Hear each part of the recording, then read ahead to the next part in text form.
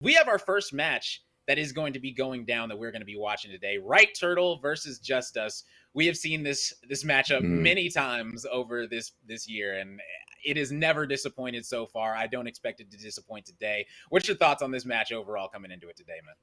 I mean, we're talking about two heavy hitters, two very consistently contending teams. You have Justus that wins a qualifier of their own, right? And you have Right Turtle that have obviously put on that pressure against some of the higher end teams, a team it is that everybody's looking at. You mentioned it before as well. It's one of these teams and matchups that a lot of people are expecting to see. A lot of people are expecting to watch because this is a big determining factor for both of these teams, right? I mean, it determines about who goes in, who is going to be able to fight consistently enough to make it into this final bracket, into this final scene. And I'm just excited to absolutely see how these teams are going to be able to play at Rome, honestly.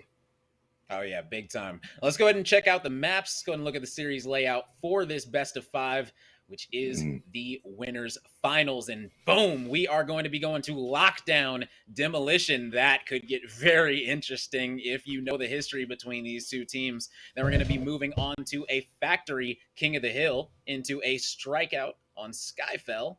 Then we're going to be going to a Palace King of the Hill, and then a Breach Demolition if those last two are necessary. This is a spicy map pool. I do have some initial thoughts, but let's go ahead and look at those. Let's go ahead and look at these bans real quick. Right Turtle going to be banning out that Anvil as they do not want Justus to play that bad boy. Justus loves playing that Anvil, whether it's on offense, defense. They pulled it out on both sides. They're able to be so versatile that they just said, you know what, we're not going to let it in. And, you know, Fixer not going to be banned out of Justus anymore. It looks like they may have switched up what their ideal ban is, as Runway is now the ban for Justus. Maybe that little nerf to his ult duration has made Justus not as afraid to ban him anymore. What are your thoughts? Yeah, I definitely think that obviously banning Runway here is the move, definitely is the play because of how consistently we've seen her throughout these tournaments. But Anvil is actually a ban that is I am not surprised to see him in that ban column. We're talking about a character that provides so much, especially on a map like Lockdown. Having that barricade, having that shield is obviously so powerful. What contributes to both post-plant and pre-plant conditions that you may have to meet when either you're taking a site or having to worry about defending a site, regardless of what that case may be. He's a powerful rogue nonetheless, and definitely something I think that you would have to be very, very scared of, especially if you were playing on Lockdowns. There's a lot of choke points and areas it is that you would have to be cautious of whenever it is you actually are playing Anvil, especially on this site, because it makes it that much harder to retake because of the consistency and the control you have of being able to pretty much plant the bomb wherever it is you might feel like, thanks to that Anvil shield, right? Typically, we see people running glitch to try and counter out that Anvil. Don't even worry about that, right? Might as well just put them in the ban column. Don't want to have to draft or potentially waste one of your drafts to try and see if you can just try to see if you can counterpick a character that you may not even need to counterpick. Oh, yeah, 100%. Well, let's go ahead and see, because there's a lot of rogues left open. And right now we're going to be hopping right into the first map of the winners finals. I'm excited, man. I'm super excited. We're going to be jumping right into this bad boy, not wasting any more time. Lockdown, Demolition. These teams have seen each other on this map many, many times in the last 10 months or so, if you will. These two teams, it started off as a Justus favored map where Justus was really winning Lockdown very consistently. And more recently, Justus has been slipping in this map. They haven't been losing it too many times, but they have been giving up a lot of rounds that they were not giving up before. And, you know, maybe with this new meta, maybe with things changing, we'll see something different out of these squads. I mean, here we have already the consistency of locking in the Dahlia, the Seeker, the Talon, the Trench.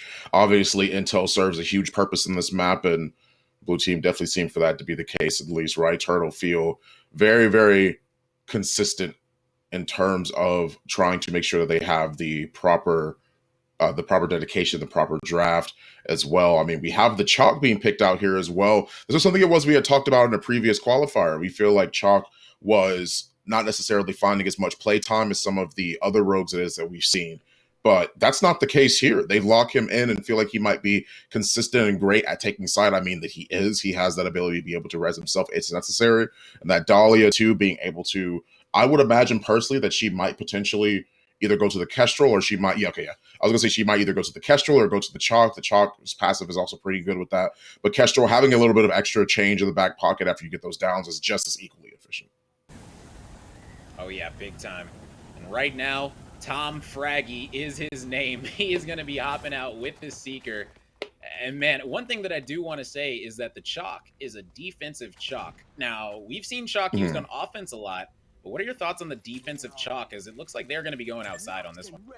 Well, it means that he can have first contact, right? That means a lot of people on the side of right turtle can end up peeking and trading him if need be. I mean, he has the active ability to rest himself if that being the case. And look, here we are, already in a situation where they push up and find that necessary aggression thanks to the chalk. Yeah, able to match it perfectly.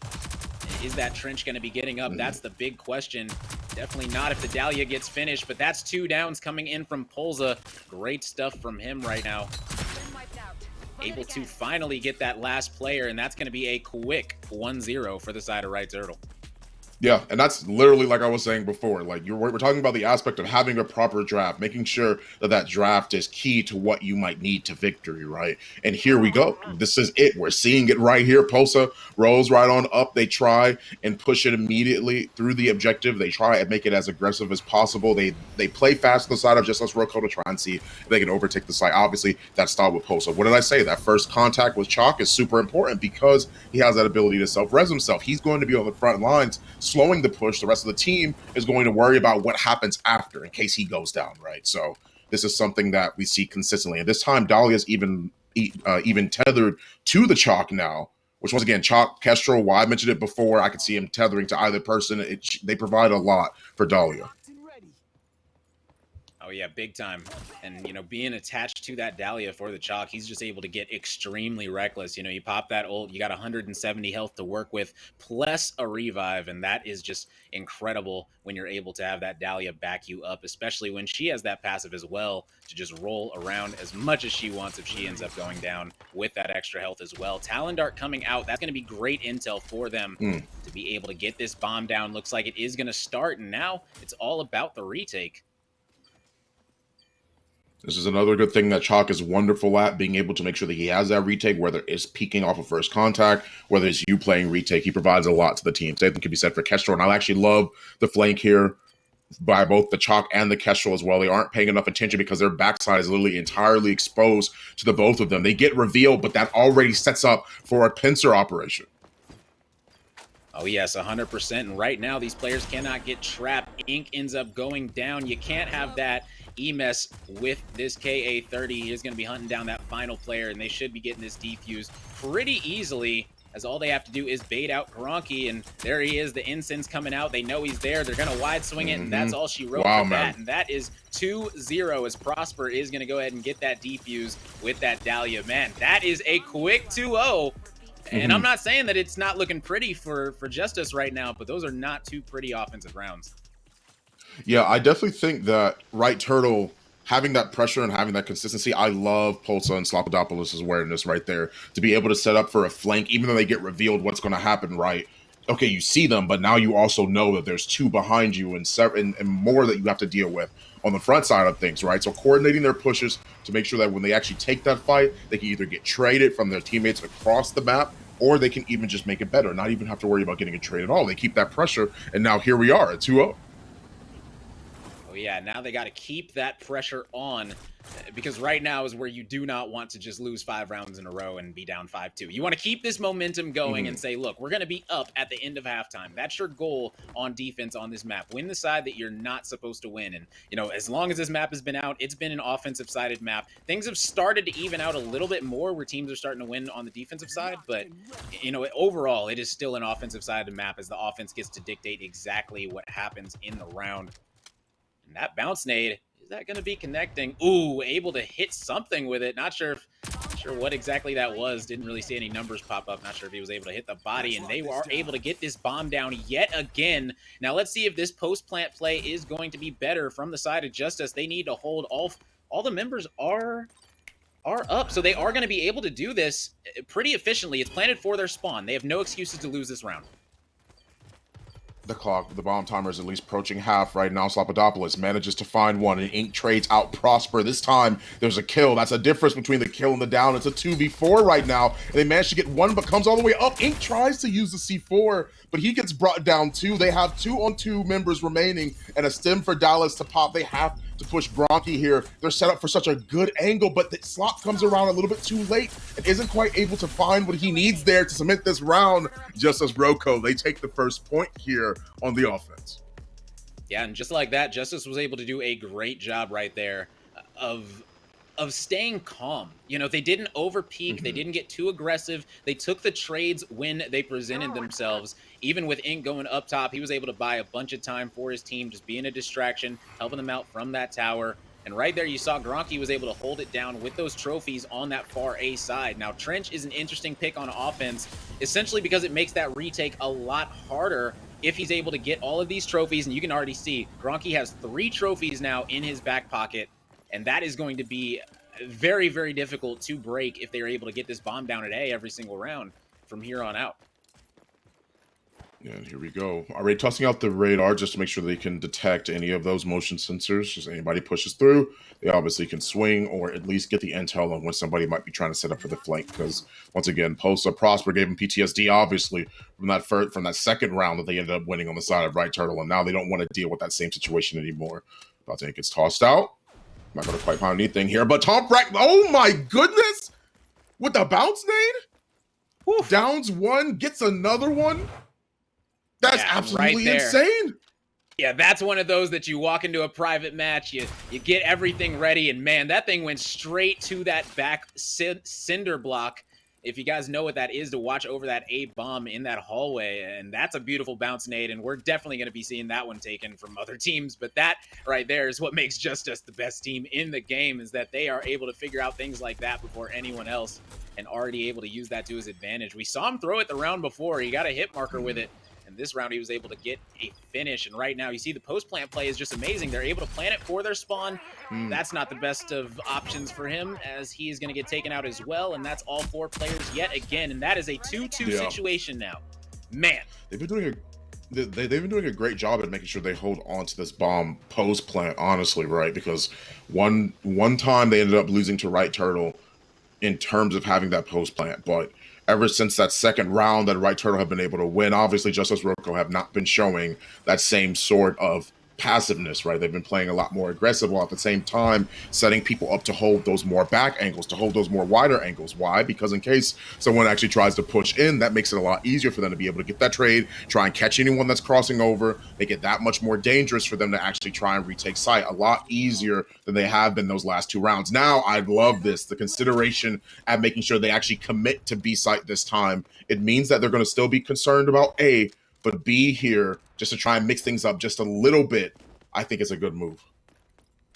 Yeah, it's going to be interesting. It looks like they actually debated them. They are going to be going right back over to A. So they went and showed B, showed it pretty heavy, made 3 players commit, and now they are going to be doing this A push just like they did the last couple rounds. And it's going to be all about getting that early position and not letting them take over their spawn quick enough. And Frag sadly goes down to Slopadopoulos with that KA-30. EMS is going to be holding this backside. You can see that Talon is now trying to look over his teammate, as they do know that there is a player on the flank in their own tower, and this is just a bad position because now there's a player in your own tower. So even if you can plant the bomb at A, it's not going to be a good plant. You're going to have to play for their spawn. So we should be seeing this team pushing out the enemy spawn. That would be my guess, but it looks like they're just going to go for the plant. And like I said, you're not able to plant it for your spawn, but EMS is able to see him through the smoke a little bit. Probably saw his foot or his name, something, able to get him off of that. And that player is going to be going down, but he's going to get right back up with that Dahlia link. Dahlia already having lifeline, and now they have no smokes, got to get this bomb down, and that's going to be almost impossible. You can see Pulza right now getting him extremely weak. Kestrel ult coming out. He's not going to be living long, and that was a clean defensive round from the side of Right Turtle. I think that was such a great rotation as well. I mean, maneuvering from B all the way to A, just calling out the rotation as quickly as they possibly could. Obviously throwing out the smoke on the side of Dahlia as well when they were trying to push B side, obviously stalls things out just a little bit because it makes sure they have to reconsider their steps here. Justus Roco obviously don't want to take that push onto B side, so instead they go over to A. I didn't quite see the trade as to what happened, as to why Tom Fraggy went down first, but I believe he may have been caught on the rotation trying to push up or be a little bit more aggressive, try and gain a little bit more intel for his team, right? And it didn't seem like it was greeted with open arms. Yeah, he actually got caught out on the flank. It it was Slopadopoulos able to use that Dallas padded steps to come right through B and go straight to their spawn. And, you know, if you don't have that covered in every single way, not sure if the sensor dart didn't pick him up or if he just didn't turn quick enough to realize. But either way, you cannot be dying to the flank, especially on this map. This is just such an easy map to lock down if you're on the offensive side to make sure they do not come to one side. And man, there's a lot of Mambas out on this map, a lot of Mambas. And I would say that the main reason for that is because when it comes to the DMR category, right now, the Mamba is the best. You can two-tap somebody with it if you're able to land all 6 bullets, which is absolutely incredible and even more lethal if you're able to hit those headshots. And the accuracy, it's always been a very, very easy gun, you know, easy gun to use, excuse me. It's been pretty good at hip firing as well. There's the nade coming out yet again. Not able to hit Emes this time, as Emes might have learned, might have switched things up. But the Mamba is absolutely amazing. Long range, as you can see, he is trying to toe tap. Prosper down to 1 HP. Wow, Tom Fraggy. man. Oh my goodness, barely able to live. His teammates able to clean that up, and 3 players just like that drop for Right Turtle. That was very, very quick. And now it's all up to Slopadopoulos, but he is going to be going down. And man, we have a 3-3 game now. This one's good. Yeah, wasn't able to find the kill either. I mean, jumps right on over the railing, manages to escape. Just a slop comes around that corner on the flank, not able to get it down, even if it's just for the purposes of having a little bit of extra cash in that back pocket, right? But we're talking about a situation now where Justus Roco has not only been adapting to the great game sense of Right Turtle, but they've been sort of mixing things up in their own way, right? I mean, playing passively for the most part, waiting to see if they're actually able to maneuver and manipulate the battlefield to their advantage, playing around the timer as well. I think that's one of the greatest signs of a good player, no matter what tactical FPS it is that you look at, especially when it comes to Rogue Company. I think they do a great job at making sure that you are able to maneuver and manipulate that clock, because if you're able to manipulate the clock more than anything, it makes it easier for you to be able to, down to the second, down to the wire, get to where you need to go to. And I think Justus Roco has been doing a wonderful job of that, not feeling too pressured even when the clock gets dire. Yeah, and you can see right here, they are being very, very slow and methodical with this push. They wanted to make sure that nobody was playing up, playing aggressively. They were able to watch the cross, but they do know that this player likes to play in this hallway. And you can see Polza, he is locked, ready, and loaded. Oh, man, it is him and Emes. They are lined up, hard aiming, waiting for this player to cross. The idea is the second that the player starts trying to cross to plant the bomb, you both team shoot him and are able to full kill him. And right here, you can see they're going to spray through the smoke. They do not want to let him plant. And right there, he's going to be crawling.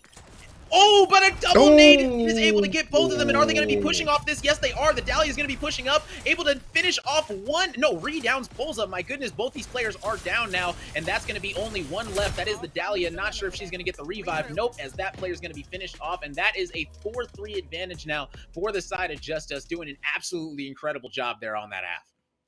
And this is exactly what I'm talking about, too. You have those players in the perfect position in case that goes south. Because think about it, right? Dahlia comes around the corner. She's able to get one down, but we're talking about the aspect of Dahlia manages to, they toss out the util, they get 2 downs, right? Chalk picks himself back up. Now he's back in the fray. Dahlia comes around the corner, manages to down him once again. Those nades, obviously by this point, both MS and Pulsar are both down, right? Their team's going to come and rotate no matter what. Slot, Prosper all the way. They throw their util to try and see if they can catch the opposing Dahlia. But what happens here? We've seen multiple times before that Justus Roco, we have Tom Fraggy, we have Elena in the back waiting for a situation where that happens, right? Because now the pressure is on. They've downed 2 of our members. What the heck happened? Now we got to get over there. We see a situation right here where that nade gets tossed out, right? There ended up coming the push, and we see it right here in a great replay, honestly. Dahlia is ending up to come in, and they throw out the util, but they get traded immediately. As soon as their teammates try and come around to help, they toss out the utility to try and make things a little bit harder. But now you have a situation where you've fallen right into their trap. That allows Justus Roco to be able to get that round, and it was so well played by them, honestly. 100%. You already know. They banned the anvil. They picked Chalk on defense, so they're most likely going to pick it on offense, and here it is. So let's see if Right Turtle is going to be able to make this Chalk work, as they should be able to get B control pretty easily every round, but unless they start going down to these grenades like that, we got a 2-on-2 situation right now, as you got to finish these kills. Frag is able to get 1. Now we got a 1v1, 1v2 now, as Chalk did get revived, and he is going to be dropping as well, and right like that, Right Turtle's able to tie this one up 4-4. That one was all about winning your trades. Man, that was an intense round right there. And I think that's actually so interesting too to be able to see that. This is the second time that we've seen Right Turtle actually win and put a lot of pressure on these pistol rounds. They've been able to open up very strongly, whether we're talking about them being on the defense and now them being on the offense. But it's a matter of how they utilize those wins in order to actually try and carry out the momentum. Because so far, Justice has been doing a great job at adapting to the situations that Right Turtle have been posing to them. Okay, well, we're going to try this on defense. We're going to try this on defense. Justus Roco have just been trying to play one step ahead. They've been doing well enough to tie the game up, but it's about a matter of how will they adjust this time around. Oh yeah, and we already know Justus is the best team when it comes to adjusting. Delena gonna be dropping to slop though, and that's a Kestrel. Wow, He's gonna make sure that Tom Fraggy is out of here, and now they only have that last player, and he is gonna be dropping as well. And right now, this chalk aggression is paying very good dividends for this squad of Right Turtle. You know, I did say that if they have the chalk, they're going to be able to get that B site for free almost every time, simply based off throwing that early flash and potentially throwing a second one as well. You're just able to immediately get control, and right now it's looking like a lot to handle for the side of Justus, and we have to see Justus play this defensive side better. We already know it's an offensive sided map, and right now they are up 2-0 on offensive rounds, our Right Turtle. Yeah, so far so good. Right Turtle have done a great job in making sure they keep this pressure on to their opponents here. Justus Roco. So they're slowly trying to push right back on in. Here they are. Flashbang gets tossed out, so obviously they're having a hard time being able to actually see. Pulsa might not get the chance to activate that ability, but his teammate Slopadopoulos manages to get a nade that takes out two. That definitely evens the odds a little bit. Dahlia obviously raises the trench, but Ink is still down. He has to be careful. They don't end up winning that trade either, so now Prosper is just by himself. Yeah, they're both trying to get those revives. That's not going to happen, and Prosper's going to end up getting taken out. Man, this is such a close game. 5-5. It could not be closer, and that's exactly what you love to see out of the main event. You know, when you're battling for this much money, you got to have some pretty amazing plays, and we're expecting some pretty great games, and it looks like these two teams are doing amazing. Let's talk about Delena, though. My goodness, Delena and Slop, they are doing it all for their squads right now, as Delena has twice as many downs as any player on his squad, and he's using the Dima. Shout out to Blue. I know he's somewhere happy, and you know Dima is being used a little bit more often with those new buffs that he was able to get. Players are liking that Merv launcher, how quickly it is able to explode on top of their enemies' heads. And right now, one player, the Dahlia, is going to be outside, and this might be a little bit of trickery this time for the side of Right Turtle. They have 3 players that are on the side, but Prosper, yes, there it is. There's the trickery, as Prosper was able to take out Delena, and that's a big pick, as he's going to get taken out right here. Emas is able to get one, not the second, but he gets taken out as well. And now the revive's going to be coming through, and this is a 3v1 situation. Ink is the last one alive. He's going to get taken out, head into lockers. Man, that was a close round. And I love the utilization of a lot of their utility, right? I mean, we have the situation of one of them already being down. Crap, he already got downed early, right? We have to, what's our opportunity here? You have Dahlia watching behind her teammate, which I believe was Talon at that point. Ink was the one that Ink ended up the one that got downed at first. We have Dahlia watching behind them on B side. You have somebody watching in front of her, watching her back right. The flash ends up getting tossed out. Everyone gets blinded because they know that somebody's going to be watching. They're already pushing close enough to the site, and then they swing on both angles. Sure, one of them gets downed in the back. You have 2 people that are pushing on the right. One of them gets down, but you still have to worry about the rest of them pushing through mid, and you don't know for sure if they're always going to try and commit to this B site. Now it seems like Justus Roco have gotten the idea. Now they're sending a lot of people to meet them head on, making it harder for them to do anything. The Merv launcher goes out and doesn't find any damage. Yeah, nice Merv launcher usage. I thought it was going to be able to get at least one of those players down, but sadly wasn't able to get either one. And right now, 5-6. C4 coming out from Emas, not able to land on Gronky as he was looking for him. And Ink going to be battling it out at the lockers. He's going to get taken out. Frag gets taken out as well. No revive's going to be coming in for that Talon unless he gets hand revived, and that is most likely not going to be allowed to happen from the side of Right Turtle, as they are going to be going up 7-5, and they're looking at one more round to close this bad boy out and go up 1-0 in the winners finals. Man, Justus is on their heels. Yeah, now you see Right Turtle really waking up and making sure that they carry this momentum, like I was mentioning before, round after round after round. We've seen Justus tie things up, but I think this is where Right Turtle truly shines. Their aggression, I wouldn't necessarily say it's unprecedented, but it's something hard to deal with, right? It is something that they are clearly proven themselves to be good at. I mean, we're talking about multiple times where they've won on the tag, multiple times where they've shown that they have this aggression right under the belt. And it's something it is that we've also seen time and time again. So I would definitely be more concerned if I was Justus Roco. Obviously, now I love the position of this. Okay, we have Dahlia flanking around into the mid. You're obviously making sure that you're watching things on the side, watching for any flank. And if nobody's actually here, this is huge because that opens up mid. And you see Fraggy has to back off, but what does that do? Mid control gives them an opportunity to be able to push into A, and they're already heading there. I love the positioning and the awareness of that and Slop and the Dahlia pushing up just to make sure they can try and fight them off is absolutely huge. Yeah, and like you said, you know, they were adjusting and bringing more people into that B site, and Right Turtle adjusted. They said, you know what, you're going to do that. We'll go ahead and get this quick A plant off, and right now, they were able to get that plant off, and not only that, they're going to be pushing. This Chalk is popping his ult. He said, if I hit my shots, then I'm going to be winning this round, and he's able to down 2, but it's not really going to matter because it's a 2v3, 2v4. Yikes. That is not what you want, actually. So that turned actually tragically for them, as they were able to get the Dahlia res on both of those players, one hand and one with the ult, and just like that, Justus brought that one back. That round turned on its heels very, very quickly. I think that right there, Right Turtle needed to realize what players they downed, because the fact that the Trench was able to get up immediately really messed up that chalk push right there, as he was able to get 2 players down, but it just didn't even matter. It's obviously thanks to the Dahlia as well, right? And I love Posa pushing here, but I think the biggest issue here is the lack of communication from the rest of his team. You see Dahlia pop the ability like immediately, right? But doesn't push up with him. And I think that in a situation where they push up together, that makes it so much more important. Obviously, it's Chalk. Yes, he has 150 health. Yes, he's going to pop that ability, obviously, to try and make sure that he can get trades or do more than his team would normally be able to do. There's no other character in the game that can do that, right? Obviously, you can argue that Stims provide that same sort of utility, but that's neither here nor there. We're talking about somebody that's running at you with 150 health, makes it a lot harder. You have to be more concerned about how this is, and a great nade from Slop opens up the potential to push B.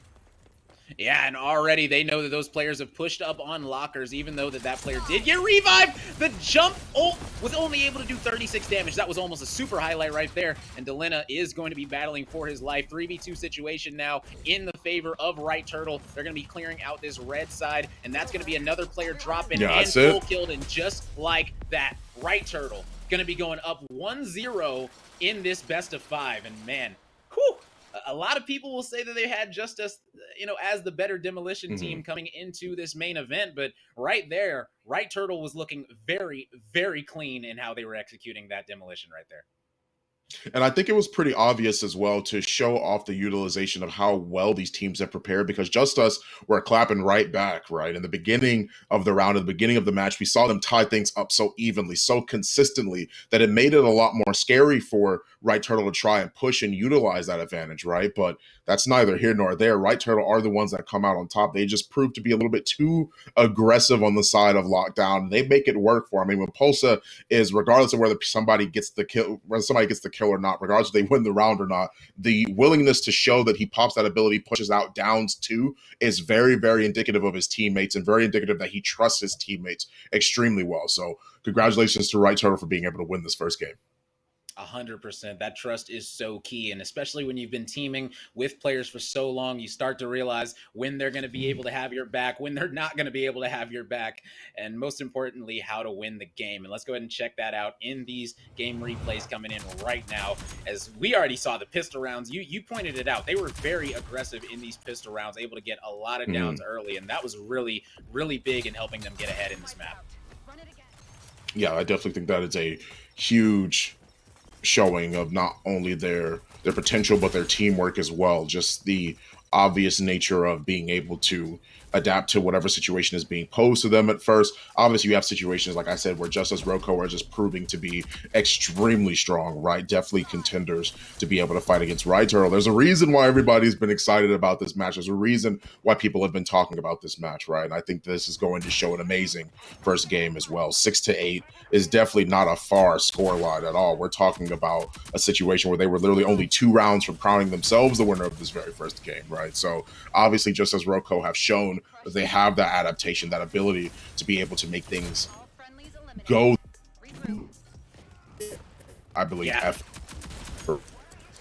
Oh it was yeah. that they Yeah, could, right. but it just wasn't enough. Yeah, it just ended up not being enough. It was so close, but just a little bit too much, a little bit too late. And just that simple. Mhm. You know, they went down 0-2, ended up being up 4-3 at halftime. You know, Justice, in their opinion, they were probably right where they wanted them at halftime, and it just didn't work out. They just didn't. That Anvil ban was such a smart ban. You said how important the draft Yeah. was, and I will say that Right Turtle won the draft straight up. Banning the Anvil Mhm. and using the chalk, that chalk was able to get so much aggression out toward the other team, and that's how we are able to see an 8-6 as they only dropped a couple of rounds on that offensive side.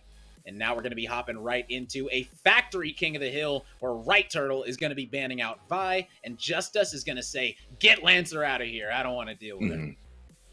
Yeah, exactly. I mean, that makes a lot of sense as well. I mean, we're talking about Factory, we're talking about King of the Hill, and I think Vi does so well on Factory, whether you're talking about Strikeout, Demolition, or KOH, right? I mean, this is just something that you have to really be concerned about. I think a character like Vi is already so good at being able to lock and keep people off of the site, keep them off of the objective because of her poison traps. The cluster poison is just so strong as a whole. And I think Lancer is great as well. Obviously, we've seen her be utilized in a lot of different maps, but I think Factory and maps that have a lot of these hard corners, a map that, while albeit small, sound is everything. You have to be watching almost every angle, especially when this character is in the fray, because you have to be so concerned about where she could be coming from. That next minute of you not watching a certain angle, not holding down things at all, is something that I would absolutely say that you have to be concerned about with Lancer, because she can, Yeah. like I said, she could literally pop up from everywhere, and I'd be extremely concerned. Oh yeah, big time. Well, one thing that I'm not concerned in is waiting for this match, because we're going to be hopping right into it, not wasting any more time. Factory King of the Mm. Hill. Man, this thing is a beauty. I think this is the first time that it was added this month to the King of the Hill rotation, but you know, it's been an absolute treat to be able to watch this one be played out. It's so close quarters, so many amazing gunfights that we get to see, and you know, the rogue bands have allowed Scorch to come through. Now, Scorch has been used a ton in Respawn, in King of the Hill 8s, and things like that. So I would not be surprised if we see it locked in on both teams. And there is the one constant. There it is. Scorch going to be on both Mm. sides, as well as Dahlia. So we are.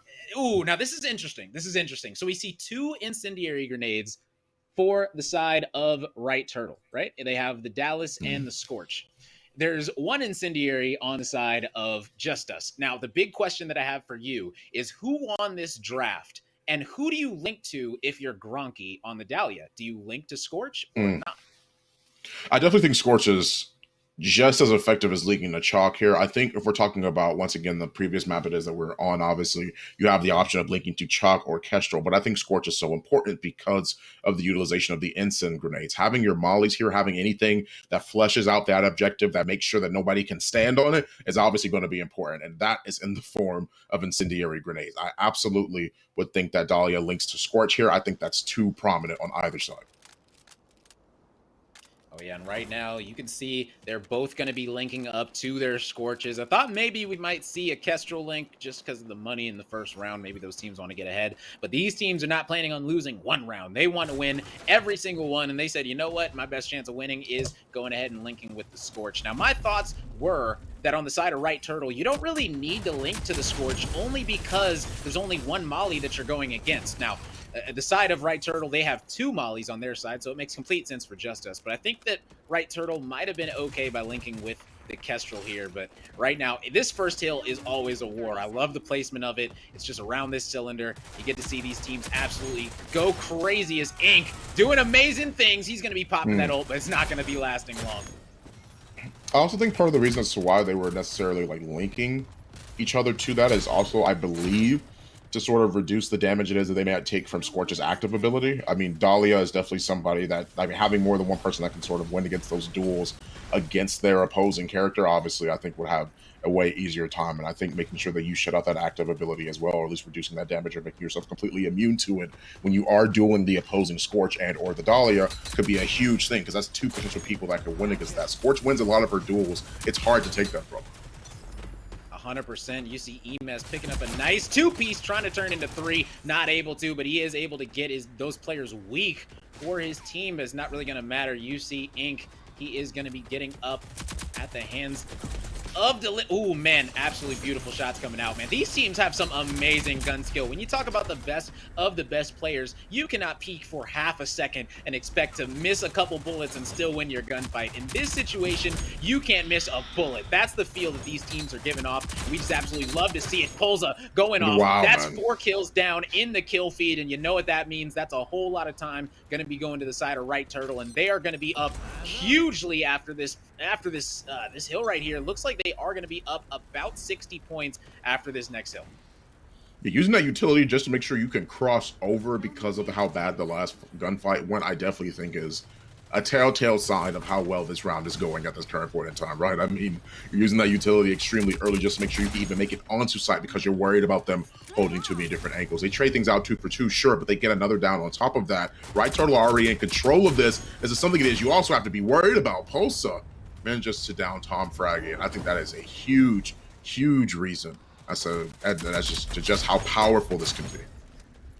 Yeah, Polza doing Polza things, and right now they're up 70 and counting as they have control of this hill as well. Emes not missing with this KA-30. He is absolutely a problem right now. Going to be hip fire in this one, able to take out Ink right there, and he's on a little bit of a spree right now. Going to be going for a third one right here as he's got to win this one with Tom Fraggy. His teammate is going to be there to help him out, and you know Dallas, he's got the stims now instead of those EMPs, so he's just going to go ahead and stim on up, and he's good to go. And that is what is so awesome about Dallas now is he immediately went from a demolition to a straight up respawn rogue as so many players have already used him for demolition, but now he's becoming a staple in respawn, mainly because of the molly and that being so good right now, and as well as the stims, as those 2 players with the stims and Kestrel and Dallas are just amazing in those gunfight situations, especially when you put a KA-30 in their hands, as that is the favorite assault rifle from these competitive players by far almost.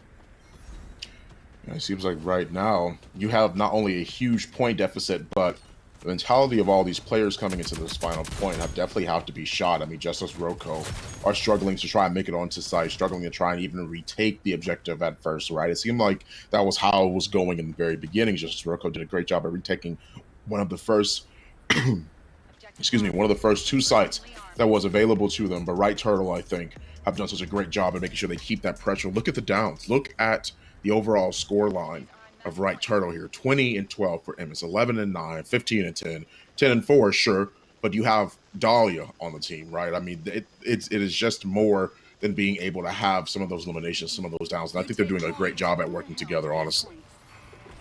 Yeah, they're doing an absolutely incredible job. Emes right now sitting on 10. Polza sitting on 12, excuse me, from Emes. Polza sitting on 10, and Gronky, I'm gonna need you to get it together, man. This is the grand finals of the $10,000 tournament. 1 down is not gonna be enough if you want to take down the side of Right Turtle in a respawn. We already know Right Turtle had Justus's number in the respawns. I think they were shutting them out like 16-1 or something crazy like that when respawns were first getting into competitive.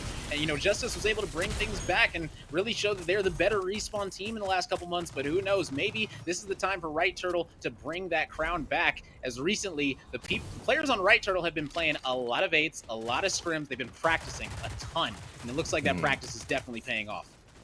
Yeah, you already see how aggressive they're getting to the point where they're being spawn camped. Like, they are preventing them from making it back. They played retake, and they have been playing it well. They have not only taken over the objective, but they've been trying to stall them, making it all the way back, even onto the side. Pushed up a little bit too far, got a little bit too aggressive, and Polsa and Slapodopoulos are going to go down. They're fully conceding the very first objective. They instead, I believe, are going to try and see if they can lock down the next hill that will be under the control of Justus Roco, and it's up to Right Turtle to have to play this retake.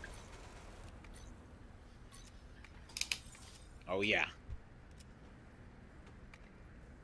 Man.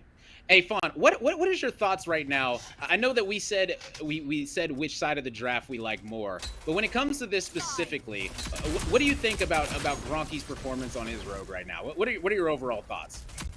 I definitely think that he's doing extremely well. I mean, I say that, of course, the next team name that pops up in the kill feed is him. But, I mean, hey, listen. All right, it's not commentator's curse. I apologize. I'm sure it's completely fine.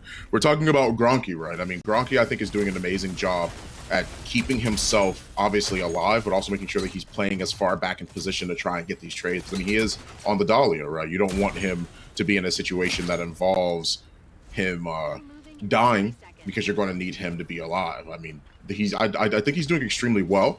I think he's playing good in terms of positioning, but I feel like if there's anything it is that he should be doing, I think that him and his squad should be like this, like extremely tight, right? Like fingers crossed sort of tight, because you want to make sure that you're obviously trying to trade out your Scorch, because obviously if you get the opposing down on the person she may have lost the duel to, then that means that not only can you get a res on her, but you've already downed your next opponent, right? And it's up to the team whether they were prepared for a situation like that to happen or not. That will entirely determine how things are going, because you see right here that you have a lot of low health bars on the side of Justus Roco. They're able to take over some of these sites, but playing the retake is the harder move because of the fact that Right Turtle have been doing so well at making sure they have more than one person with them. They have to stay together, and I think that's what's the most important thing. Yeah, they've been doing an absolutely incredible job, and already this one is getting pretty ugly pretty quickly. Right Turtle with a very solid lead right now, and I'm not gonna lie, I would like to look at the scoreboard really quickly just to know if Gronky is gonna be picking it up a little bit for his squad. Okay, you know, you got another one. You know, we'll take that. We'll take that. Picking it up slowly but surely. Figured that he might be doing a little bit better since this round's a little bit closer. But currently a 40-point lead in this third hill. And we're going to be heading to that fourth hill pretty soon. They're going to have a nice, it looks like around a 50-point lead. And that is just tragic if you are Justus, because now you're potentially going down 2-0 to the team that has challenged you for the last 10 months. So that could be an issue mentally. As you said, you have to have a strong mindset, knowing that you're down 0-2 to a team that has beaten you on Strikeout Skyfell before. You know, we saw Justus go up 2-0 in Strikeout Skyfell in the last 10K main event, and what happened? Reverse sweep as Right Turtle was able to come back. So they've showed that on that map specifically, they have Justus's number, and Justus knows that's the next map. So if they go ahead and lose this one, it might be all she wrote, and there's only 10 seconds left, and Justus is going to be calling this one. They're the type of team, they go down this much, they're pretty much going to chalk it. They already know this one's over. They're looking to get to the next map.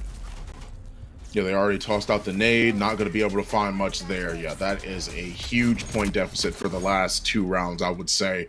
Just overall, Right Turtle, like I said before, it was something that we had initially believed was that on these respawn game modes, they struggle a little bit. It's a little bit harder for them to try and take advantage of a lot of those fights, right? It feels a lot more dangerous for that to be the case. But now here we are in a situation where they are up 0-2 against Justus Roco. And you mentioned it before, right? I mean, we're talking about them fighting time and time again. This is not the first time they've met in bracket, and it is not looking too good so far for Justus Roco. I think they've been doing a good job of making sure that they have their positioning, their game plan, but I think in a map like this that sort of enables Right Turtle to play a little bit more aggressive, something that we saw them do so well and so frequently on Lockout, I think it's a little bit hard to try and make sure you have a game plan for that, because obviously in some situations you want to play faster than the enemy has time to either adjust to you or play faster than they actually have time to think up a strategy. And I think that's what Right Turtle did, because we never really saw an opportunity where they were able to retake and play properly on the side of Justus Roco. It felt like a struggle, but I think that they still obviously are in it, right? I mean, we are talking about a best of 5. They've got another chance to be able to at least take 1 point or see if they can at least tie things up and send us to a game 5. But right now, Right Turtle have been in the driver's seat. Yeah, Right Turtle is looking very in command of this series right now. And, you know, I will say that out of all these maps, the two that I had my eye on is saying, okay, these are the ones that Right Turtle is most likely going to be good to go with. Those two that were in my mind were Skyfell Strikeout and Palace King of the Hill. Those were specifically the 2 maps that I was looking for, where I was saying, okay, this is the one where we're going to see Right Turtle go off. I really thought Justus was going to be up 2-0 going into the 3rd map. I thought we potentially would see a game number 5 between these 2 teams, but right now, I am not going to lie. Skyfell Strikeout, I think this one has Right Turtle written all over it. Yeah, I mean, you mentioned it before as well, and something it is that if you guys were watching the previous qualifiers, watching the previous weeks, I mean, we saw a situation where Skyfell really was in Right Turtle's back pocket. It felt that way, right? And it's something that I can say that this is a map where they feel right at home. Definitely a little bit shook. If I was Justus Roco, I'd be a little bit frightened because of the fact of the understanding of this map, right? You can't let that mentality rule how you play, however, because once again, this is 2 games back-to-back that we've seen them not necessarily get stomped. Obviously, Lockdown was a little bit different, but King of the Hill, that's a little bit more debatable, right, in terms of how well Justus Roco is quite able to perform at this point in time. But obviously, Skyfell, once again, you've got another opportunity. This is best of 5. So you could win here, win Palace, and take us to a game 5, or Right Turtle may just have the upper hand here. Who knows? 100%. And I'm extremely excited because, when you got two juggernaut teams battling it out, some people might say that this right here is the grand finals. A lot of people will say that, whoever wins this winners finals, they'll be the ones to eventually win it all. And I'm not sure that that's the case because, last time that we did see Right Turtle, I'm not sure what month it was, but Right Turtle went up and they knocked Justus down to that loser's bracket, and Justus was able to come right back and bring it to. They forced the second series in grand finals. They were able to win that first series in the grand finals against them to take it to the final series. So we've only seen it go the distance once, I believe, if I'm correct, and who knows? This might be the same situation where Right Turtle's able to knock down Justus. Justus makes a losers bracket run and sees them yet again in the grand finals. And I'm excited, man. I'm excited to wait and see what bans are going to be coming in for this map, because right now, if you're the side of Justus, your ban is going to matter a lot. Whatever you do not want to play with, you got to get rid of it. What are your thoughts on what we're going to be seeing banned right here if you're the side of Justus? Well, I definitely think we were talking about this character before, and I think Dallas also has the potential to be banned. I mean, Lancer, this is another map where I think that she does extremely well on a wider map, a map where she can close the distance so frequently, no matter where it is that she's actually coming from. Definitely something it is I would be a little bit more concerned about.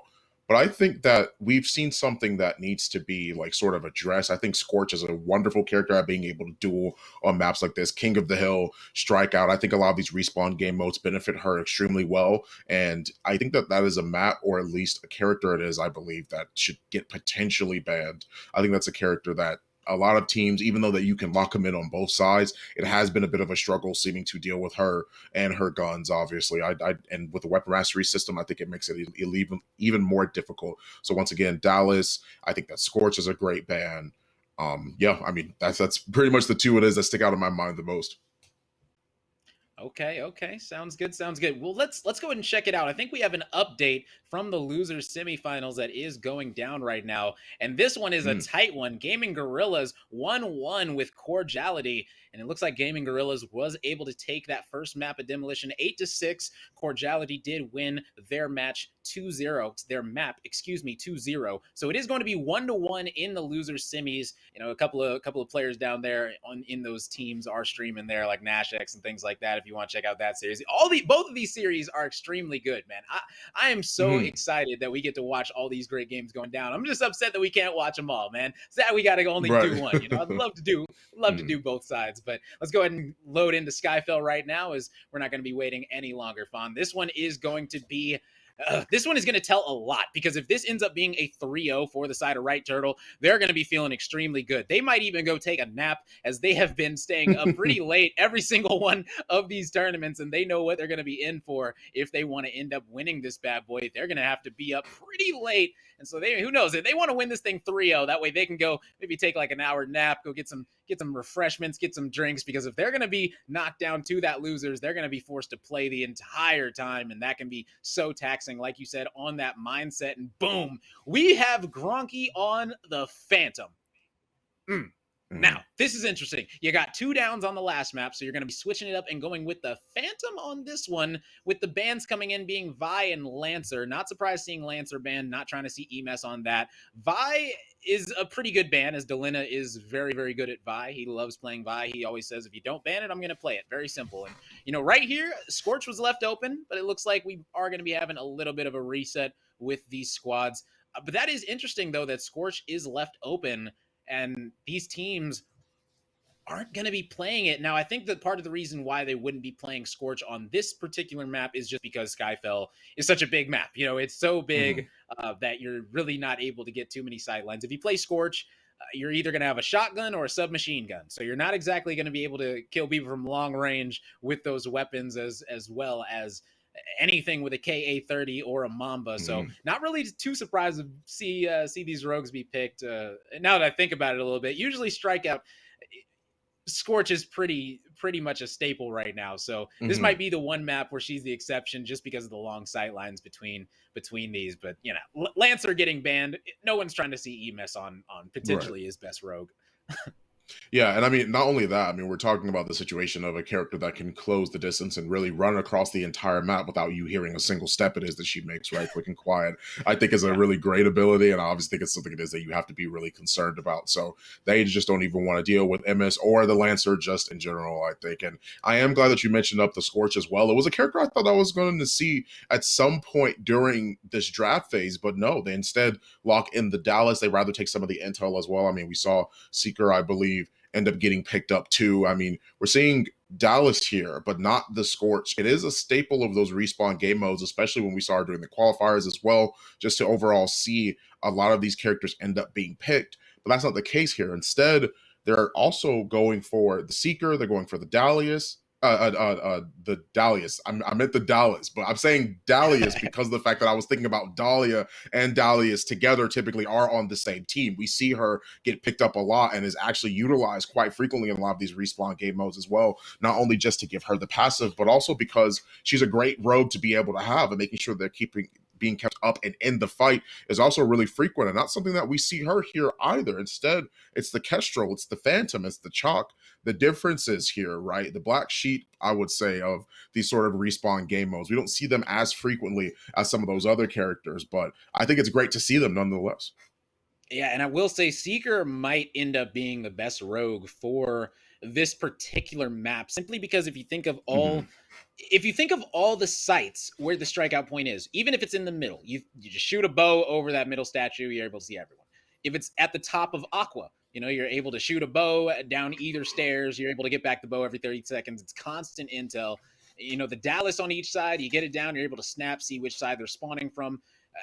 This is a very, very good map for that extra intel, and you can see even with the Phantom going to be utilizing those sensor grenades or those sensors, excuse me, just to make sure that they don't have anyone coming from a direction where they aren't planning for it. Because if those spawns flip, this could be a map where you might get team wiped just by the person coming up behind you if you're not ready. So seeing a lot of intel coming out, not really too surprises. Tom Fraggy going to be lighting up two players. He's got the Mamba in hand, and he is ready to go. Already getting one down, two tapping him. That is what makes the Mamba so lethal. And my goodness. So Strikeout, we all know the difference between King of the Hill and Strikeout. Strikeout, you don't have to stay on the point. It's mainly about the kills. That is what it is. If you look at the top, and man, this is just a beautiful bow, getting that intel and immediately able to two-tap that player into oblivion.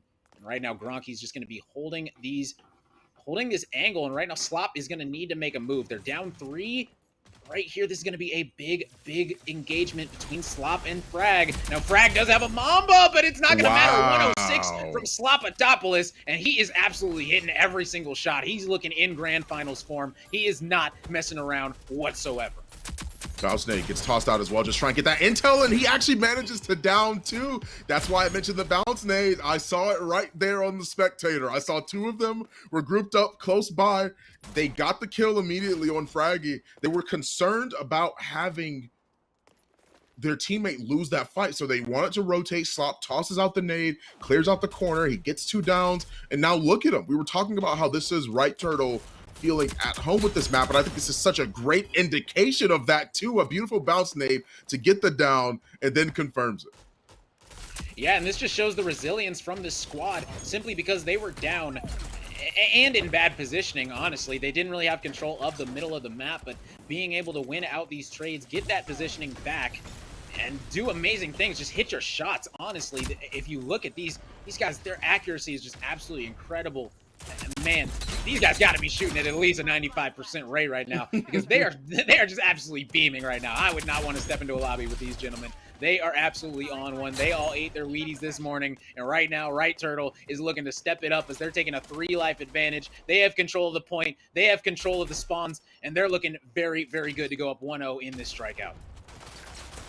10 seconds still remaining as well. Pulsa manages to get downed here. Gronky was at least able to get a kill, makes it sure that's a little bit even, but taking control over that strikeout site means that if you hold it for a certain amount of time, it actually does get rid of one of the life reserves on the opposing side. So they're able to step onto the point, but they've already lost 1 life, and a situation like this was so dire. It was 2-2. That objective made sure that differential is now a 1 life difference. And that means that everyone's going to be playing as cautiously as possible but they can peek and swing out if they want to in situations like that. They're still in the final life and still have that 1-point differential, but the only difference now is that Justus Roco, they don't have any more respawns. Yeah, Justus does have the point, though, and they have it for another 2 seconds, so that number's about to go down to 0 for the side of Right Turtle, and now it's a 4v3. Right Turtle has the advantage. Only 3 people alive for the side of Justus, and they're going to need a miracle if they want to win this one. This is where you have to show that you are the best team. Your back's against the wall right now. You've been in this position before. You trust your teammates. You've been playing with them for 10 months. You got to be able to win this 3v4 situation. They are going to get control of that middle yet again.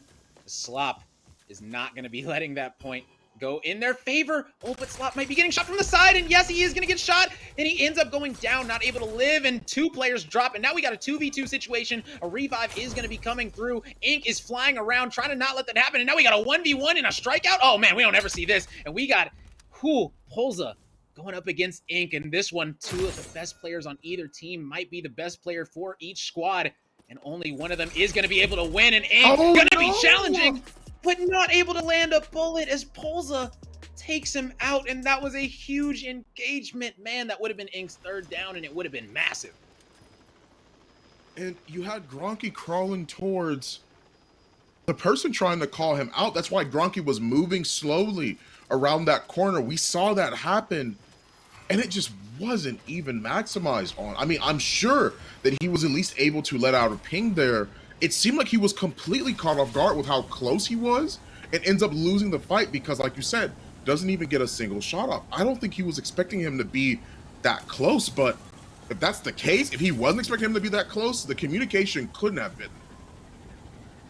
Yeah, and I think right there, that most likely was Gronky trying to call something out, and Ink just read that call the wrong way. Probably pushed up, expecting that player to be moving to the left or something. You know, it's simple call-outs that can mess you up, because he clearly was not ready for that gunfight. So my guess is that he got an interesting call-out, you know. But right here, this is the site that I was talking about that Seeker is going to be so good on, simply because if you're able to get that wipe, you're going to have the sensors. You also got the lifeline, because there's so many staircases and things like that that you can get these revives on. Right now, Gronky with this KA is going to be pushing down, but he gets taken out as well. Even game right now, barely going in the favor of Justus as Ink. He is lining him up right now in this Dr. Disrespect skin. You know, we've seen him use the other Dallas, the retro rocker Dallas skin, you know, that came out recently. But, you know, he decided to go back. He said, you know what? I'm going to be the doc, man. I gotta be the doctor and give them their prescription. Is right now he is down, and they are trying to bring this thing back. You see that red tiger looking camo. It's absolutely amazing. Going to be jumping out, finishing off that chalk, but he's going to be going down himself. Justus is looking great in this 2nd round. They have the lead. They just got to hold it like last round. I think that was a little bit much to ask from Ink. I think that that's a great opportunity to push forward and obviously make sure that you are trying to keep the pressure on them. But I think swinging around the corner into that is too much. I think your goal at this point is just to try and see if you can stall them from making it to the objective, not completely throw away a life in the process if that's what it is that he was going for. Obviously, I mean, he was trying to make sure that they weren't able to quite get in, tries to throw it out, and they get the reveal on 2 of them, but it at least forces them off. This is the first time we've seen Right Turtle this round on the objective.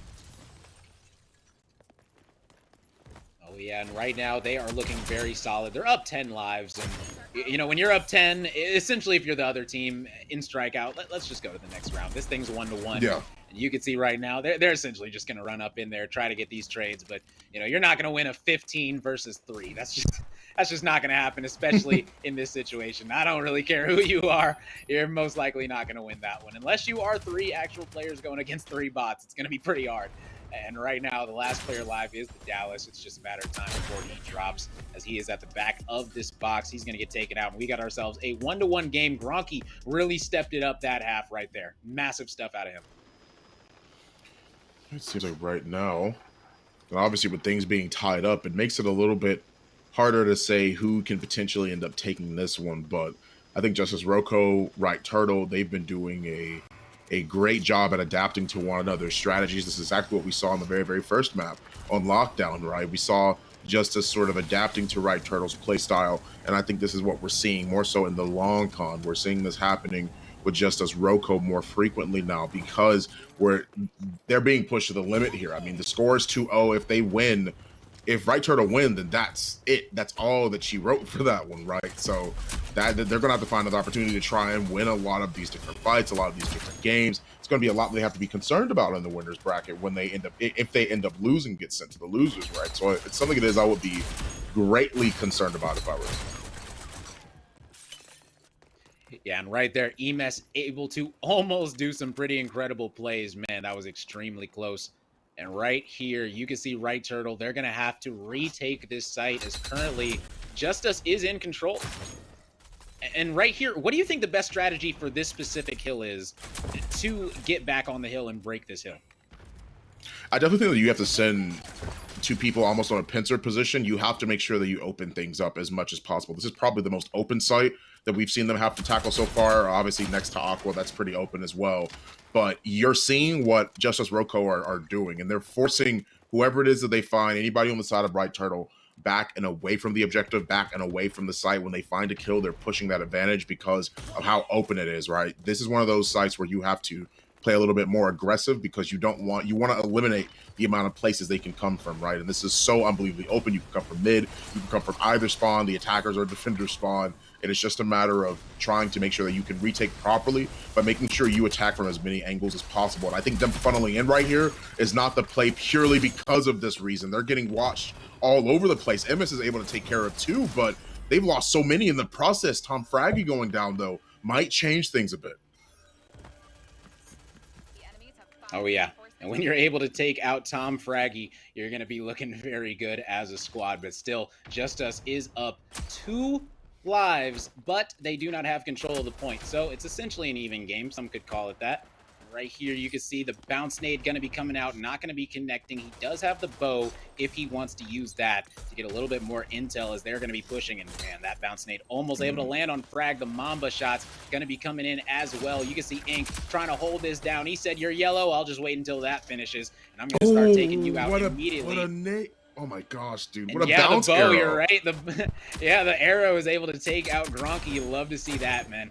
Right now, ooh, this is a close game, though, as he gets finished. Only 3 lives left for the side of Right Turtle, and they're in a 3v6, so you're going to have to get 2 kills for every single one on the other squad, and that's not the best way to start off. Getting down to that grenade is now they're in a 2v5 situation, so even worse than a 3v6. Yeah, in a situation like this, they're obviously going to try and take over the site, and yeah, they end up losing that one. Justus Roco managed to make this a 2-1. They've broken the tie. And now here we are on potential match point, game point for Justus Roco. Might be the first point it is they'll be able to actually garner here in this set. I am super impressed with how they've been playing so far, man. I think they have been doing a great job, a wonderful job as a whole in terms of adapting to this team it is they're going up against, because this is not easy to be able to do as well. They are grounding themselves and clearly showing how hard they're working for this next win, man, because, I mean, they are putting forth that work. Oh, yeah. They are doing a great job of it, too. So you can see that early bow is going to be coming out, revealing those players in that middle. This middle hill is so good, in my opinion, because you really have to be coordinated as a team. You can't peek an angle simply because there's another angle that you can get shot from. So you have to make sure that your team is in position to cover that angle. Make sure, like, let's say you're going to walk out this door and peek to the right. You got to make sure that your left is covered because you have to walk out in order to shoot to the right. So you just got to control your angles because things like this could happen. Emes hits a flank, and then he's most likely going to be able to shoot someone in the back simply because they're not able to hold the right angles, just like that. Yeah, and he's already doing a good job at making sure that he has that proper positioning. Like you're saying before, it's all about that coordination. Justus Roco, obviously, in the beginning, were extremely coordinated because they pushed alongside, I believe, like the little runway area. I mean, you have the main objective, but then they push to the right of that, not by Aqua. And I definitely think that's a great look for them because they clearly weren't expecting that. That's where they got a majority of their kills from. That's where they cleaned up a majority of the enemy team. And I think that is not only a great testament to how they've adapted to Right Turtle, but how they've been able to work together as a team to obviously make this work for them instead of them consistently being on like the receiving end. It's been a struggle for the most part, and I think it makes it that much harder. But having obviously teammates that play well like this make it a lot easier. Oh, yeah. And you can see that sensor is not going to be letting anyone be on that hill unless they're revealed. They are not going to be messing around with that, are the side of Justus. And they're up 3. They're up comfortably, but not too comfortably. This is the situation where you can't get cocky right now. You know, if you're the side of Justus, you have to play your game, keep doing what's been getting you here, because this squad in Right Turtle, they can flip the script quicker than anyone we've seen. They can be looking abysmal in a round and then all of a sudden look like the best team in the game extremely quickly. So, you know, cannot let up with this team right here. You got to stay on their heels. And that's exactly what you see them doing right now. As all of them get taken out, that's a 4-man wipe, and that'll be the game. Most likely, as they only have these 4 lives left, going to be going up against 11. You can see Delena able to get 1, not able to get the second. Probably needed that one if they wanted any chance. They managed to take out a few more. 3 lives remaining for the side of Right Turtle. Yeah, it seems like Right Turtle for right now are doing pretty well despite only having 3 members left. I mean, right now, if I were them, I would just utilize the numbers advantage. This is what it seems like they're trying to do right now. They take out Emis, and obviously this is a different conversation that we're having, right? It's making it a lot more difficult. They get rid of Slop, they get rid of Emis. There's literally only 1 more, and he's trying his best to see if he can live, to see if he can try and cause anything, try and push them down a choke point area, but they're already pushing it. It's too hard, man. It's too hard to be able to fight that. Yeah, he ends up getting taken out. And Justus Roco, here we are. The first game they've been able to take this set, and they've looked great doing it 3-1. That is not easy. Now they just have to carry this. Now they just have to push forward and utilize that momentum a little bit more forward. And I think that is probably one of the most important things ever. I think that's definitely something it is that you have to be a little bit more concerned about when you are looking at the overall perspective of things. And I definitely think that that is something that we will have to be able to see as the upcoming games are going on. Justus Roco, obviously, versus Right Turtle. I think they've been doing a great job. They've been doing a very effective job at making sure that they have kept themselves ahead of the game, kept themselves ahead of the hurdle. And I've just honestly been impressed with how well they've been able to adapt. Yeah. And you can see in these replays, they were adapting extremely well. They are showing that they are the best team, even though they are going to be going down in that first round. They were able to bring it back and make it look very, very easy. If I do say so myself, taking the next 3 rounds, they looked very, very solid in this strikeout mode. Is the side of Justus. You see Ink, he was going insane on this Dallas, able to hit everything with this KA-30. And like I said, these players are just not missing right now. These players are absolutely locked in, and they are ready to roll, man. You love to see it. This is grand finals, and we're seeing some grand finals gameplay. You absolutely love it. I definitely would say that the draft didn't do them any favors on the side of Right Turtle. I think that it's fine to be able to have that Seeker. You have Seeker, Dallas, you have the Chalk, the Kestrel. Obviously, things could be potentially a little bit better, but I think that in general, I think if you have a more aggressive composition here, I think if you potentially trade that Seeker for a Scorch, I think things become a lot more different. I mean, sorry, not the Seeker for the Scorch, but I think if you change that Kestrel for the Scorch, I think things become a lot more in your favor, a lot more aggressive.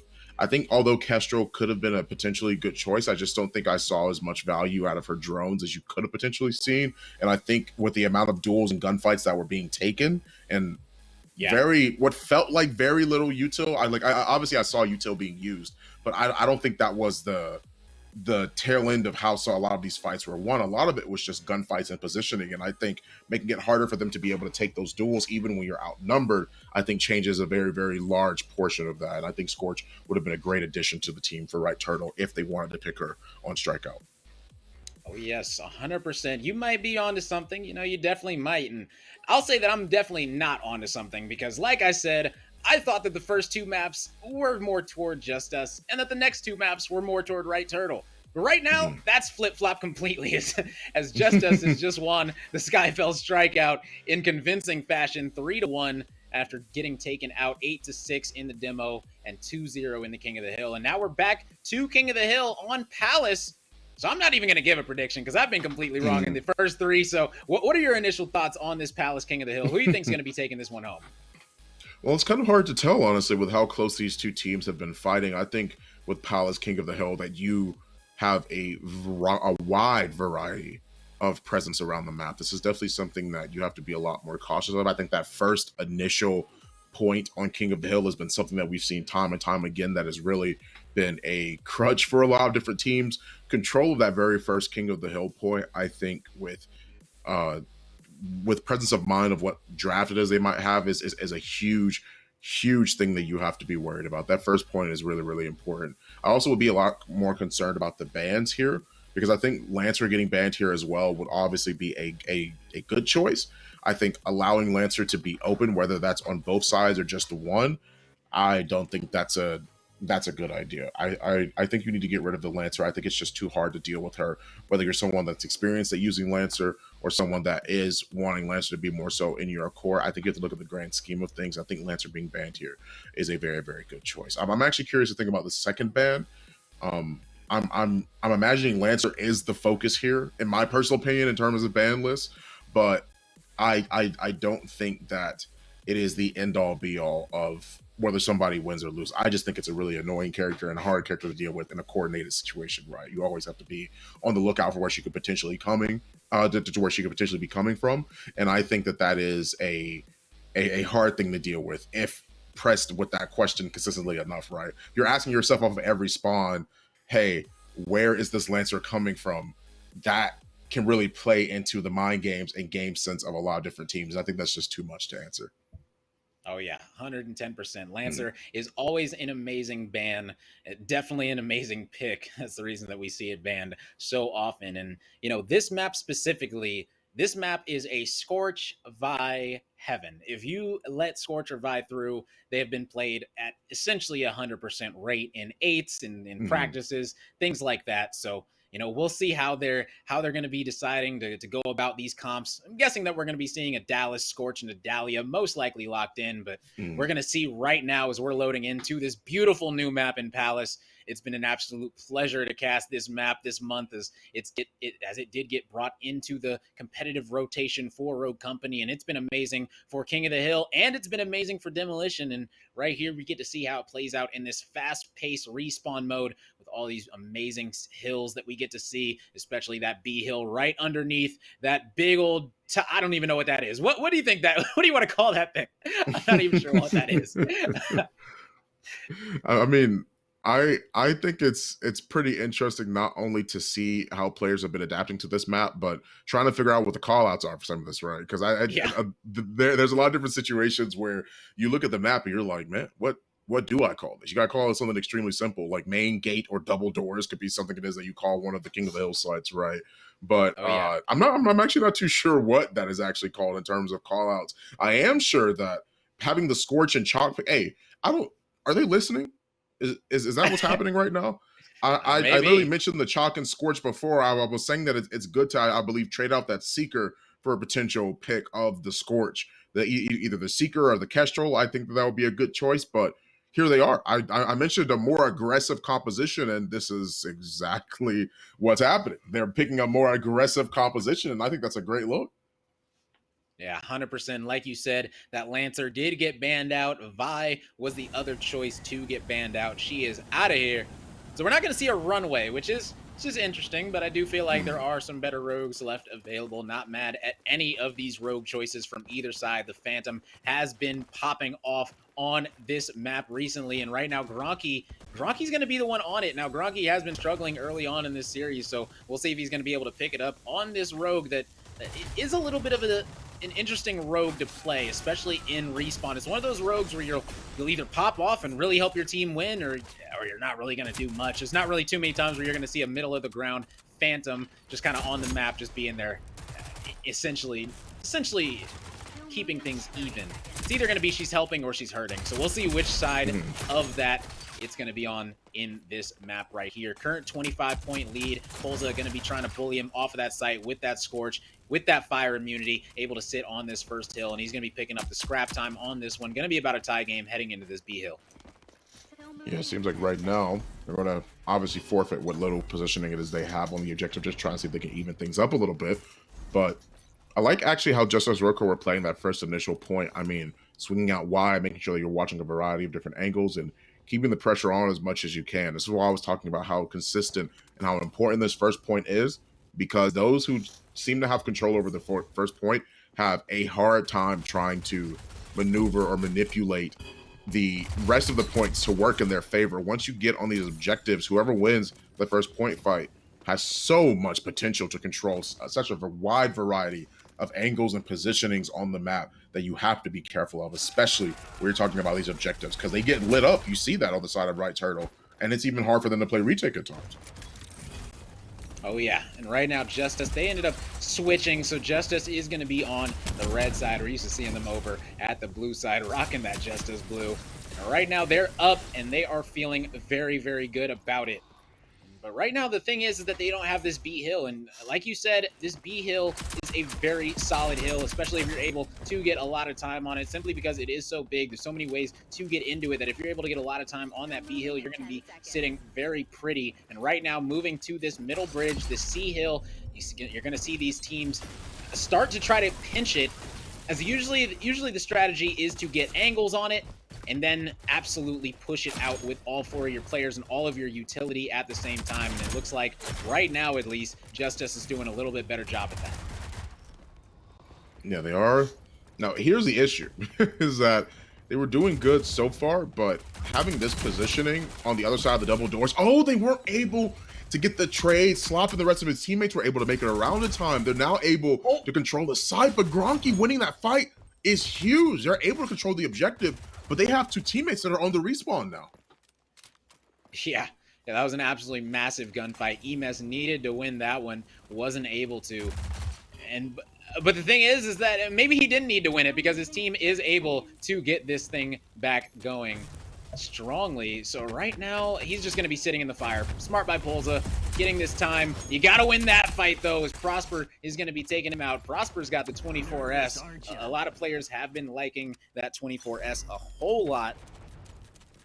And right now, it's starting to look like a pretty good sub, especially in Prosper's hands. I will say Prosper might actually be the best 24S player currently. That dude is an absolute terror with that gun in his hand. And right now, you can see why, as they're bringing this bad boy back slowly but surely. And we're moving on to this final hill. 1 minute left. It's a 10-point difference. And it's going to be all about hitting your shots. And he's going to be able to trade him out. But it's not really a trade, especially if you're able to revive yourself. So we'll see him getting right back up, repositioning, and trying to help his team keep these angles right now. Polza able to take down one, then gets traded out, sadly. Right now, nobody is controlling a site, currently in a stalemate, as one player is on that backside roof. Delena is going to get taken out, though, and this should be going in the side of right turtle pretty soon. If not already, I'm not sure. There they go. They are going to be getting on the point. Not sure what took them so long to get on that, but that is a big gunfight right there by Gronky on the Phantom. Gronky takes out Slopadopoulos, not playing around. Oh, man. Whew. Man, I usually see this gun with chalk, but right now Polza said, it's my favorite, and I'm going to be using it. That's the great thing about Mastery. If you're feeling a gun, you can use it. If you're not feeling it, you can swap to a different one. Whatever you're feeling comfortable with, that's what you're able to rock. That's one thing that I absolutely love about this Mastery, and we got ourselves essentially a tie game. But right now, right turtle are going to be able to win this first round and not let them get into it. It was almost going to a sudden death, but they kept them off the site. Yeah, they kept them off of the site pretty effectively too. I think that is why I was saying beforehand that I think that swapping the Scorch instead of having all that intel, and sure, you have Seeker being able to be picked more frequently thanks to his buffs, thanks to the changes it is that he may have received, right? But I think that having aggressive characters on game modes that allow you to play this sort of respawn, I'm going to take fights and not really be as concerned about me dying. I'm going to be concerned because we lose cap time as opposed to me not being able to respawn. And I think that is a huge and such a different way to have that perspective. And I think having aggressive characters really makes it easier for you to benefit the best possible scenario due to that. Oh yeah, and you can see this great angle that Slop has. Absolutely incredible. He is just such an incredible player, man. Slopadopoulos, he has been a top 10 player in Rogue Company for as long as I can remember, and he has really never let up in any of these events, especially the main events. He's always done so well, showed out for his team, able to get 2 right there, not able to hit the stim in time, just live long enough to get back to his team. But it's not really going to matter, as they are going to be getting most of this time right now, and looks like they're most likely going to be getting all of this time on this first hill, and this is massive. Now, I know you said that it can be problematic if you have control of this hill, trying to go to this next hill in this B hill. Right here, you can see Slop able to land these nice shots. That player had Headstrong, my goodness. Looking like he's not as strong as he thinks. Right now, Slop, he's going to be holding this angle because he knows that there are players that are going to be watching the backside, because if you're able to get into this backside, you're able to break this hill with a lot more ease than if you're just trying to come through the sides or the front, and that's why you've been seeing lately a lot of these players been coming to this backside, taking their time, making sure they can get a nice pinch to be able to get as much of the scrap time, at least 30 seconds left, that they can. For right now, they want to try to see if they can push back and onto the objective. They've done such a great job at playing this retake. This is looking a lot more scary for Justus Roco, Rome. I am a little bit more concerned for them right now. They were doing so well at making sure they were keeping advantage and really controlling the sites, as we saw in the very, very first round. But Right Turtle took that away from them. And right now, it's looking like they're doing much of the same here on Palace. That is something I would be greatly concerned about if I was Justus Roco. 100%. And, you know, you're down 50 right now. Heading to this third hill, you're going to be down. Ooh, man, they're going to be down a lot heading to this third hill. They're going to be down about 60 going into this third hill. And, you know, you just want to be able to get these points. You want to be able to get these trades. A lot of times players will spawn up, run straight to the hill. Instead of doing what Delina's doing, you got to play for the kills. And just like that, Delina is able to get 2 big ones. And that's going to be massive, because that was the angle that these players were going to try and pinch this bridge from. And now those players have to reset and do it all over again. So Delina just bought his team a ton of time with that 2-piece right there. Absolutely massive. And still has a great opportunity to keep the pressure on as well, based off of the angle is that he's holding. It makes it hard for them to make it onto site to try and play this here. And as we see as well in the off-stream match, that we have Gaming Gorillas versus Cordiality. That's a 2-1 so far. Cordiality are doing pretty well. They're leading with 2 points so far. Oh, yeah, and it looks like Gaming Gorillas was able to win the first map, but just like that, Cordiality winning 2 back-to-back respawns, and now they're going to be going to a third respawn, so we'll see how that one is going to be played out. We'll give you guys updates as that gets progressed through, and right now, this is such a good game right here with these 2 teams. This Chalk gonna need to play his life. He's stuck in the corner between a door and a hard place, and then he's not gonna be lasting long as these teams are moving over toward this final D hill. But this player might be getting caught out, and yes, but he's able to turn and burn him and frag. He's not supposed to win that one on Slop. Slop has to win those ones. Not being able to win that one, that is gonna be massive. Oh, man, big stuff coming out of his squad, but Polza able to come up behind Frag, take him out, and hold down this site, as right now they are ticking up this time, and they're only 35 seconds away from going up and being your winners bracket finalists. And they are going to be sitting in the very, very, very grand finals if they're able to win this one. And that is something that no team has ever lost after getting there. So, you know, if they are able to close this one out, the odds are definitely in their favor. We've never seen a team come from the losers bracket to win this event. So will this be the first time that it happens? Who knows? We still got to see 15, 16 more ticks come off for the side of Right Turtle. Will that be the case? Right here, you can see they are making sure they are not coming in. A beautiful bounce nade off the floor. We've been seeing that bounce nade more and more lately from these players. These players are just getting so good at timing that thing out. It's just absolutely incredible. I have not learned anything like that yet. That is just absolutely incredible. These players are the best of the best for a reason. And right now, Right Turtle is feeling and looking like the best of the best, as they are going to be moving on to the grand finals and knocking Justus down to the losers bracket yet again for the second time. And that's something it is I would be greatly concerned about if I was Justus Roco, honestly, because of the fact that we saw them do so consistently throughout these matches. They always made it close. They just won the last set on Skyfell. You had talked about it before. You felt like that things were a little bit different. You feel like these next 2 maps were supposed to be their home, but they lose on Skyfell. It's not looking too good coming into Palace, right? But they just turned things around towards the tail end of that first round. We saw Right Turtle play things a lot more differently. Definitely playing a great retake game. And then after that first round, it just seemed like Justus Roco had an issue trying to take away their momentum. That was less about the individual play time and time again and more about the momentum they clearly were carrying into the next round. So congratulations, man. I mean, great job to them for making it to the finals. Great job to Right Turtle. Oh yes, big time. Big congratulations to them. Tell them to go take a nap, go drink some tea if they like that, and they're gonna be having a good time right now because they know the last time they were in this situation, they ended up taking home that first place $6,000, and they're trying to do it again, man. You start to see those money signs, and it starts to feel really, really good if you're the Yeah. side of Right Turtle. And you guys can see in these series replays, even this one especially, this one was such an incredible matchup right here. As you could see, Slop doing amazing things on this Kestrel, and they absolutely rolled Justus on this map. They did not give them any room to breathe whatsoever, able to win that one fast and swiftly. That was a quick 2-0 coming out of Right Turtle on this one.